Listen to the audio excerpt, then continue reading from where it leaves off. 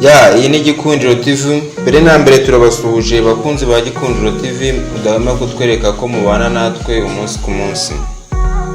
Ndagushimira kandi wowe wamaze gukora subscribe. Nibutse wowe mushya utarakora subscribe, kanda subscribe ubashe kubona amahirwe yo kubona amakuru ya Gikundiro TV ku gihe. Nkuko mubimenyereye ko Gikundiro TV tubagezaho ibiganiro byiza kandi byubaka bidufasha mu buzima bwa buri munsi. Uyu munsi twabateguriye ikiganiro kijyanye, tugiye kuganira ku bintu bitatu cyangwa ingingo eshatu wakora kugira ngo ubane na sosiyete neza cyangwa ukundwe na sosiyete yose ugezemo. Ushobora kwibaza utese izo ngingo eshatu ni izihe? Ikaze. Twihuse cyane, ingingo ya mbere ni ukwitwararika cyangwa se kwigengesera.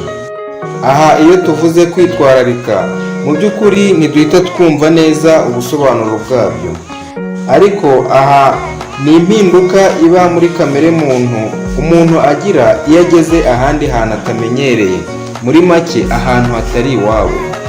Tukiri kuri ingingo yo kwitwararika, aha ni naho umuntu muzima twakwita uri normali atandukana n'umuntu ufite uburwayi bwo mu mutwe. Kwitwararika cyangwa se kwigengesera. Reka dukomeze tugusobanurire kwigengesera cyangwa se kwitwararika dukoresheje urugero. Urugero rwa mbere, iyo ugiye runaka, iyo bakwakiriye wicara mu ruganiriro cyangwa aho bakweretse, cyane ko nta yandi mahitamo uba ufite. Aha rero ni hahandi uba ugomba kwigengesera, cyane ko nta stabilite uba ufite cyangwa se umutuzo. Reka tuguhe urundi rugero rwa hafi, iyo unyagiriwe ku nzira. Iyo ukeneye kugama uravunyisha ugategereza ukwakira, kandi ugategereza witonze. Iyo abuze uremera ukanyagirwa. Urwo ni urundi rugero rwumvikana rwo kwitwararika. Twihuse cyane dukomeze ku ngingo ya kabiri, ariyo kwisanisha nta busanzwe. Kwisanisha ni ingingo y'ingenzi cyane iva ku nshinga gusanisha. Uti bigenda bite rero? Aha reka dusobanurire twifashishije ingero.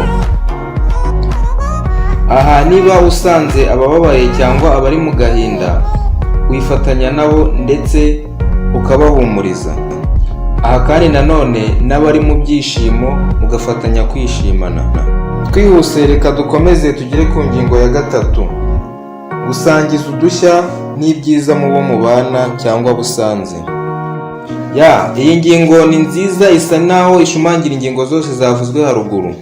Iyi ngingo ni nziza cyane kuko ni indangagaciro y'umunyarwanda.